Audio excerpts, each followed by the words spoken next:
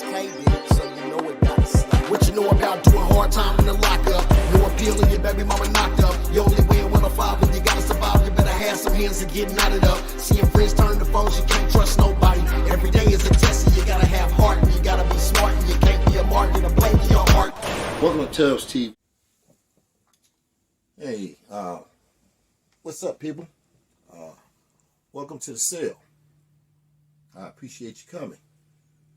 So today, I want to tell you a story, and this story is a prison story, like most of my stories.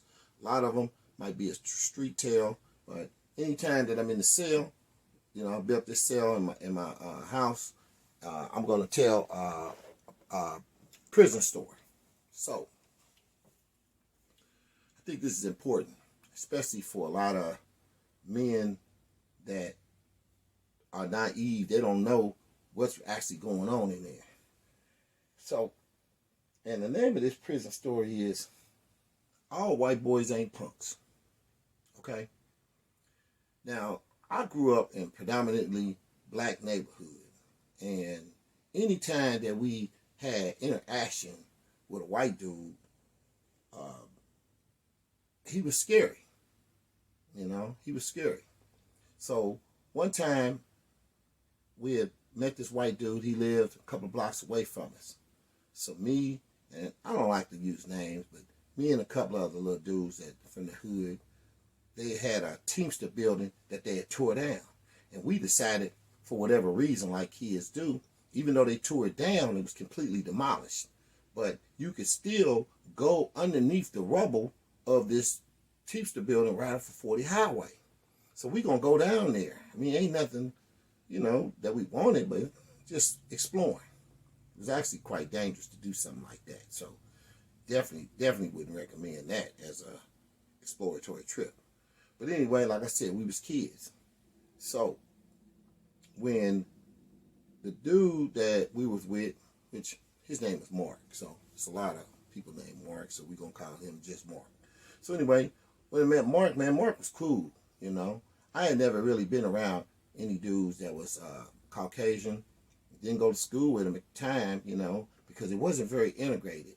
So we got to kicking it with him and decided to go down there. So we went down there and we had this old makeshift rope and, you know, we had fun all day long.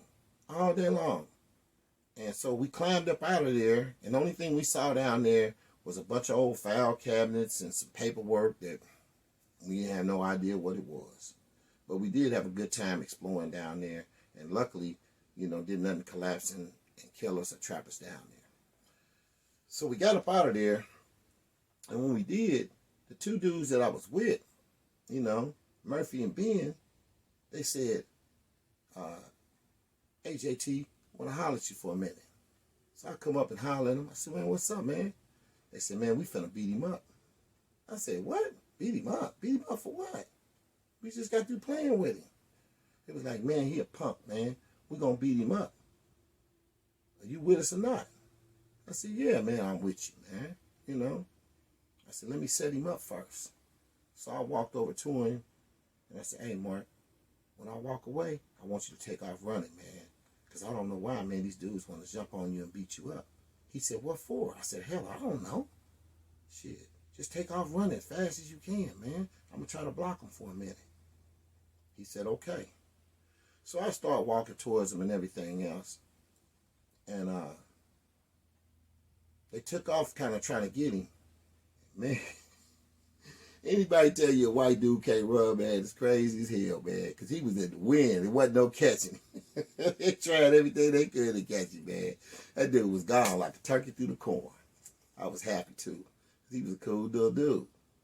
So when they came back, they was mad at me. They was mad as a firecracker at me. They said, man, you must have said something to him. I said, man, I ain't said shit to him, you know? I said, man, y'all the one tipped it off. Man, you started chasing him too far back. So after that day, they didn't fool with me no more. And even when we got older, man, I didn't like them, man. It was just something about them, man. It was just slimy dudes. But I just didn't like them. And they didn't like me from that point forward either. And I never did see Mark until, You know, let me get to that in a minute. So I didn't see Mark no more until I got older.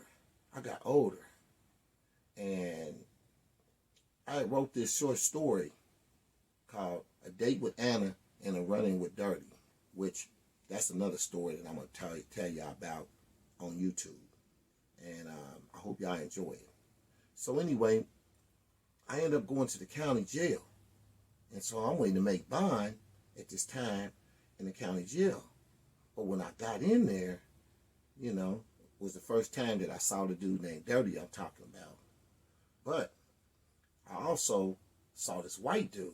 And I thought it was so strange because it was all black wing. It was segregated. Usually the white boys be with the white boys, black boys be with the black boys. But this particular dude was in that wing. And I remember when a dude got smart with him and told him, hey, white boy, get up out that seat. And when you get that tray, I got to have that. Anyway, the white dude stood up. Man, I ain't seen nobody get hit like that in a long time. But boy, when I tell you, man, he hit him with a most motherfucker. He hit him hard. I thought he broke his neck. I'm thinking, damn, man, I ain't seen nobody get hit like that. But he definitely, for surely broke his jaw. So anyway, when the dude hit the ground, that jaw was shattered when he hit that ground. So white dude said, man, anybody else want my tray, man? Just go on and get in line. You know, right here. Man, the black dude looked over at him and said, shit. If I ain't hit on my life, if I don't want to forget like that, you know, which was a good idea, you know.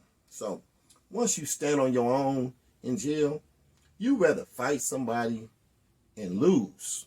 You know, they're going to respect you for the fact that you fought for yours. Somebody try to take something from you, it don't matter how big they are, how tough they are, man. My advice, man, is to get that first lick in first, man, and make sure it count. Hit them with it, whatever it is you got, you know, make it count.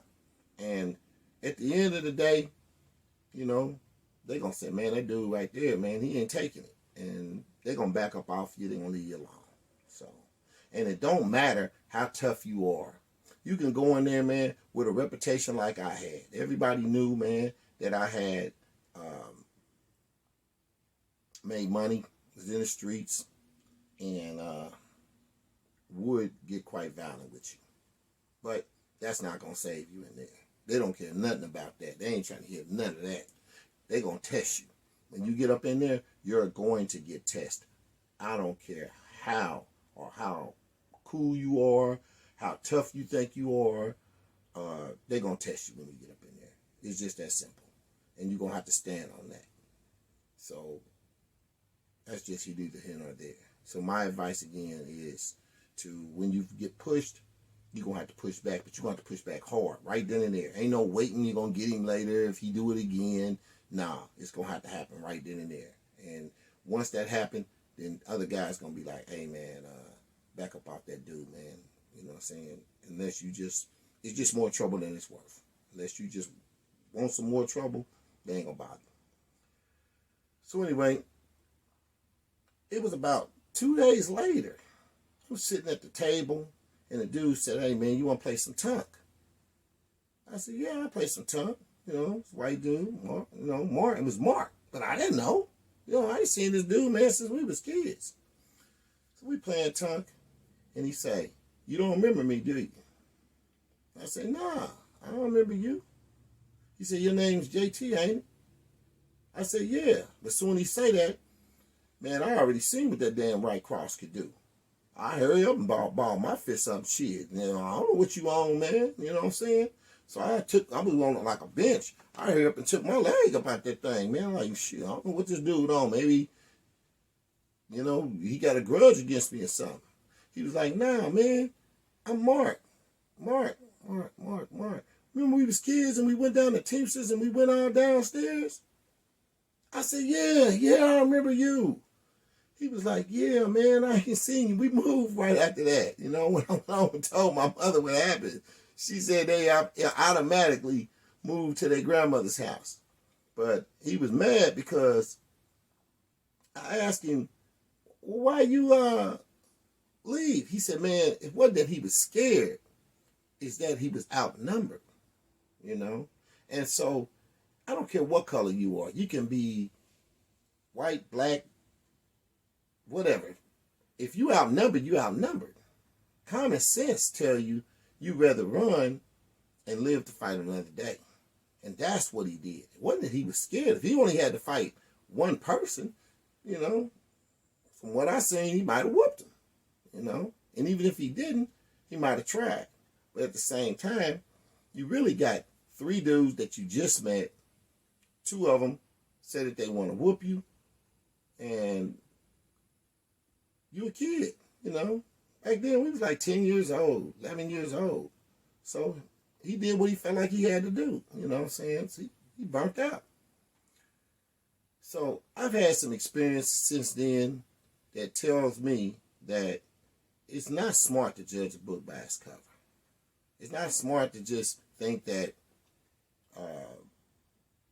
every white boy is soft. You got to think about, man, who is the most of the U.S. Marines? Majority of them, man, they get in that water, they go on the missions and everything else, they white. So ain't nothing soft about them. Green Berets. You know, a lot of special forces dudes are white. Some of the police that you see out there, you know, a lot of them, they might be soft. They just happen to go to school. They got the job. But some of them, man, you can get into a fight with them if you want to. If you get into a fight with some of them, man, they win this long. And most of them, they're going to fight you, you know, for about 2 or 3 minutes. And the average person after 2 or 3 minutes, man, they tired. Then they're going to whoop the shit out you. You know, that's just how it is. So that's the reason why they chase you for so long. And when they catch you, you out of breath. And they not, because they get up and run a lot every day. Been doing it for years. So when the fight happened, man, it ain't that you can't whoop them. You ain't got no breath to whoop them with. So don't judge a book by its cover, man. Watch how you treat people in life, because you don't never know when it's going to come back to bite you. You know, let's say that I was one of those guys that wanted to fight Mark back then and wanted to jump on him, you know, for no reason at all. And he remembered me, but I didn't remember him. I could have been the next dude, and I could be telling a story about how I got my jaw broke, or how I got knocked out, or how I got shanked. So just be careful, you know, how you treat people, period. Boys KB, so you know it got slapped. What you know about doing hard time in the lockup? No appeal and your baby mama knocked up. You only win with a father, you gotta survive. You better have some hands and getting out of up. Seeing friends turn to foes, you can't trust nobody. Every day is a test, and you gotta have heart, and you gotta be smart, and you can't be a mark, and a blame in your heart. Welcome to Tubbs TV.